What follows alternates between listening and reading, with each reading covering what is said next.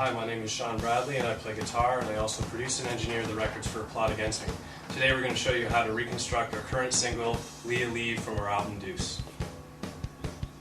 Here's how I approached the drum production for Deuce.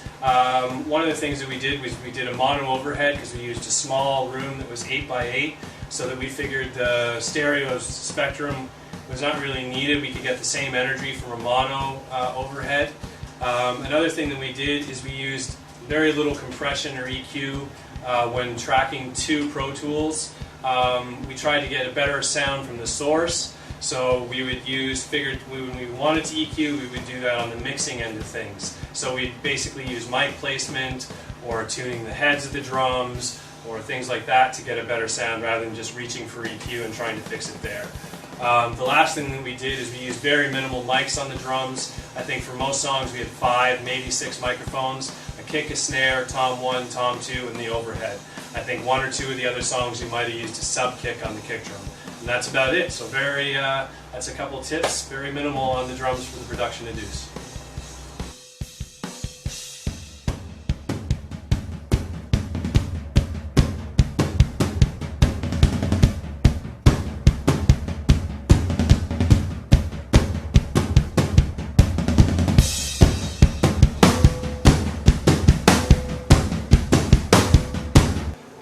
When recording the acoustic guitars for Deuce, one of the things that I chose to do was use an AKG 414 or a TLM 103 by Neumann and put the microphone about 1.5 to 2 feet above and behind the guitar. You want to face the diaphragm of the microphone at the spot between the hole and the bridge.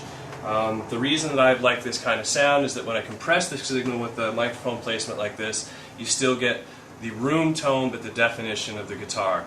This is something that we've been using quite frequently now. Hi, I'm Sylvain from APlotAgainstMe, and I'm going to talk to you about how we record and produce guitars in the studio. Basically what we do is that whatever effects that we have, we'll put straight to tape, and we use very little effects anyways, and when we do, they're on tape.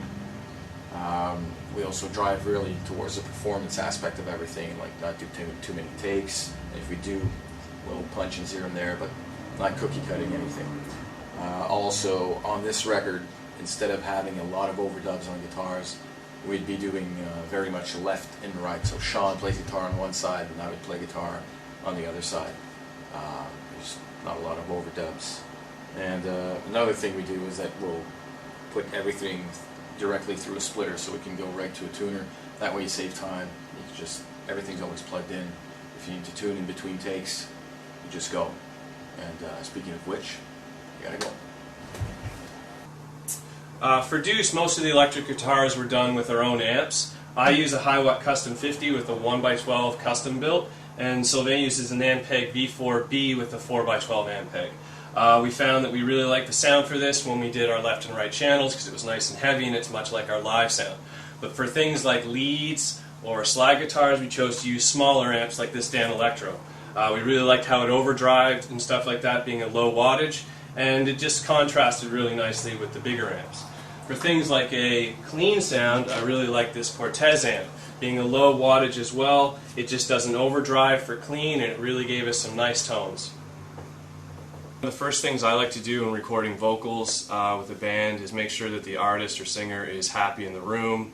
That can be things like lighting, making sure they have water, making sure maybe that they have privacy from other band members when they do their parts. All these things can go together to make a great take, because for me, performance is everything when recording a vocal. Secondly, one of the things that we did for this record was, for Sylvain, we used an LA2A on his for compression, but we basically, to tape, used Limit. I really liked the sound that gave in the verses on the lead vocals, but then we could go to compression on tracking things like the background vocals. So these are a couple little things that I like to do with recording vocals. Now I'm going to show you the tracks that we recorded to reconstruct Leah Leave. I'm a big believer of using minimal tracks to get still a big heavy sound if that's what you're looking for the band you're working with.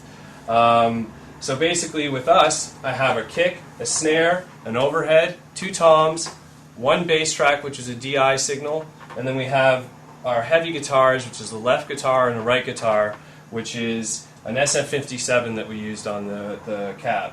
So we're going to add all these, and then we're going to add vocal. But I think what we're going to do is add drums, then bass, and then the vocal, so you can hear that, and guitars last, so you can hear how it adds the thickness to the sound.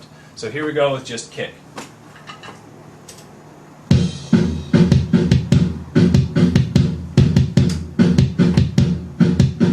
Here's snare.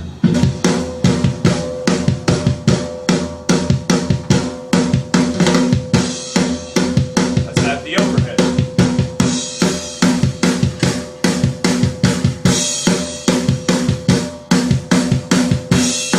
Now let's add the toms.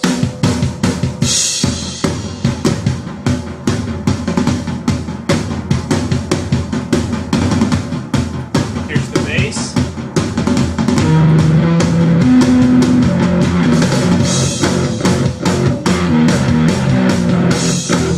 And we're gonna add vocal. Leave, 'cause I told ya. Leave, 'cause I told ya. Now guitar. Leave,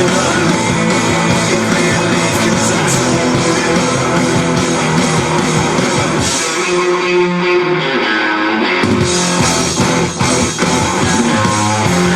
Tears in the kitchen, and the food and the drinks in the night. Shut the door, lock it. You escaped when the time was right. So that gives you an example of the breakdown for Leah Leave.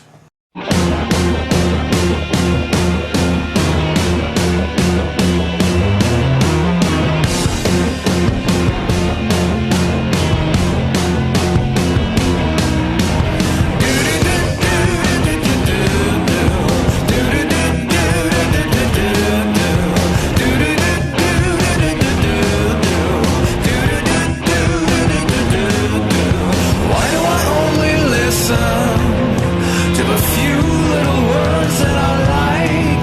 All I hear are whispers. This is not my own tongue that I bite.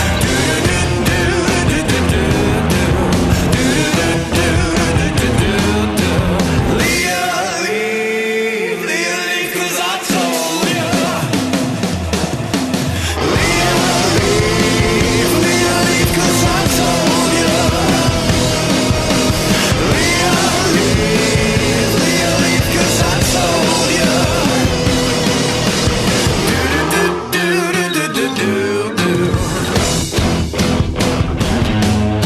Hide secrets in the kitchen, in the food, in the drinks, in the night. Shut the door and lock it. You escaped when the time